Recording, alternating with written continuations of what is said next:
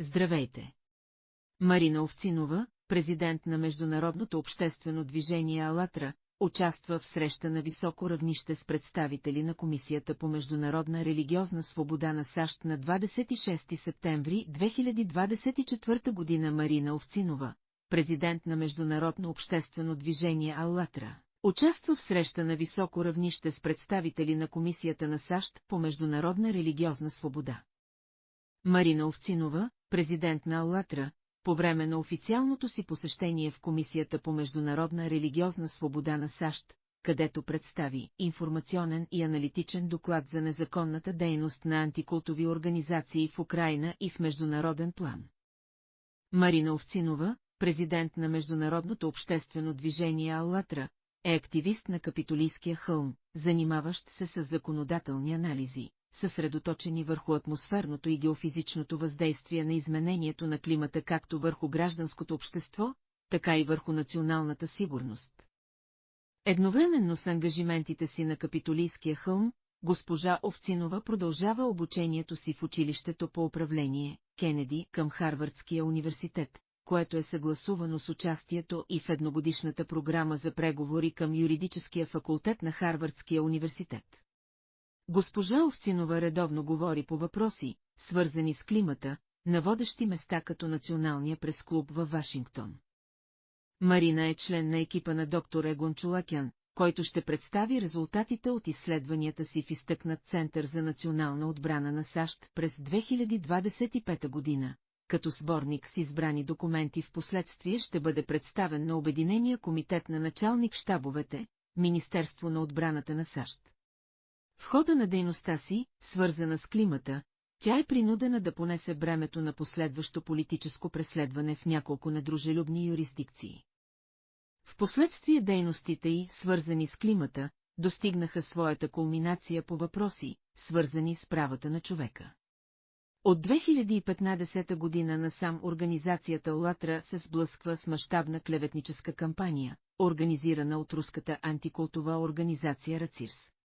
С агенти, внедрени в трите клона на властта както в Русия, така и в Украйна, както и със значително влияние в медиите, РАЦИРС успява да преследва и тормози участниците в АЛЛАТРА. Президентът на АЛЛАТРА Марина Овцинова в Капитолия с доклад за незаконните дейности на антикултови организации за ОСИРФ.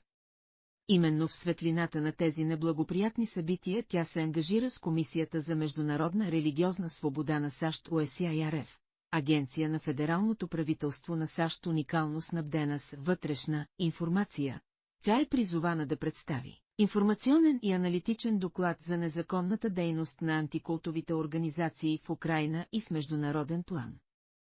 Основната тема на дискусията беше организирането на изслушвания в Конгреса във връзка с незаконното преследване на АЛЛАТРА и нейните участници, както и с незаконната дейност на антикултовите организации и лица, участващи в антикултови дейности. Действайки в тази сфера на влияние, госпожа Овцинова е добре запозната с закона за регистрация на чуждестранните агенти на Министерството на правосъдието на САЩ, съгласно който организацията АЛЛАТРА е надлежно регистрирана. По време на срещата беше обсъдена широко разпространената разрушителна дейност на антикултовите организации и техните агенти в различни страни, като бяха подчертани вредите, които те са причинили на милиарди хора. В разговора бяха засегнати и шокиращите и незаконни аспекти на тези антикултови дейности, които са останали ненаказани през последните 30 години.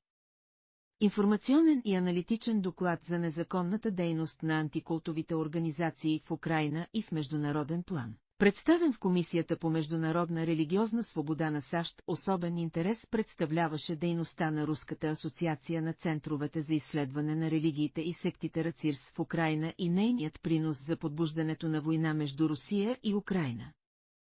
Чрез своята международна мрежа за борба с култовете РАЦИРС разпространява идеологии на разделението и подстрекава към конфликти. Преди военната агресия на Русия, РАЦИРС насърчаваше антиукраинска риторика, като определяше Украйна като сектантска държава и терористична, което според някои допринесе за оправдаването на конфликта.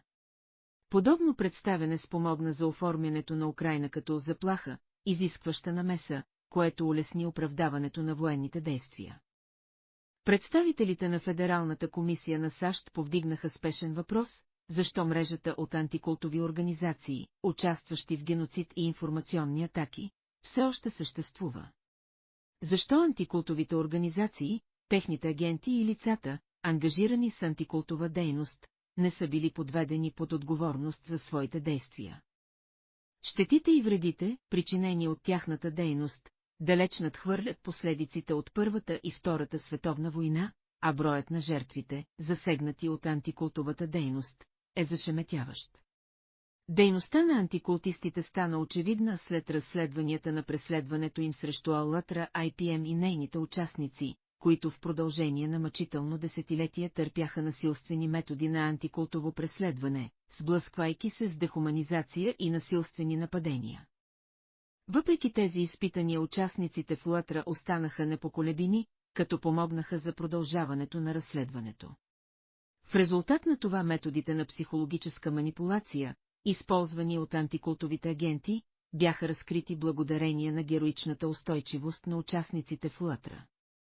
Заплахата, която представляват антикултовите дейности, се засилва допълнително от вербуването на техни агенти в трите клона на властта, както и в медиите и религиозните среди. Под претекст, че се борят с култовете, антикултовите активисти чрез методи на психологическа манипулация се занимават с тайна нацистка пропаганда. Прикривайки се с демократични закони, те дестабилизират обществото отвътре, подкопават стабилността на държавата и култивират недоверие и опозиция към властите. В действителност цялата им дейност е геополитическа схема, насочена към унищожаване на демокрацията.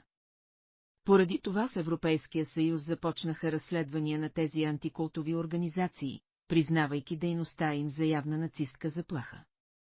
Тези разследвания представляват значителна стъпка към глобална отчетност, целяща идентифицирането и преследването на онези, които пропагандират идеологии, подобни на нацистките, под прикритието на борба с религиозните секти.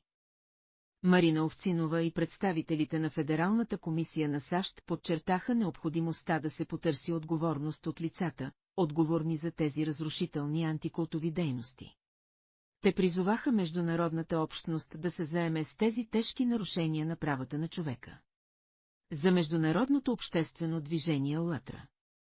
Международното обществено движение Аллатра е доброволческа организация, която обединява участници от над 180 държави. Основните му цели са изучаване на климатичните и геодинамичните промени на Земята, създаване на отворена платформа за обсъждане на ефективни решения на глобалната климатична криза и насърчаване на устойчивото развитие на обществото. Движението винаги е било и остава извън политиката и религията. Водена от чувството за отговорност за опазване на планетата и предотвратяване на климатичния колапс, Аллатра продължава да вдъхновява глобалното сътрудничество по критични, екологични и социални въпроси.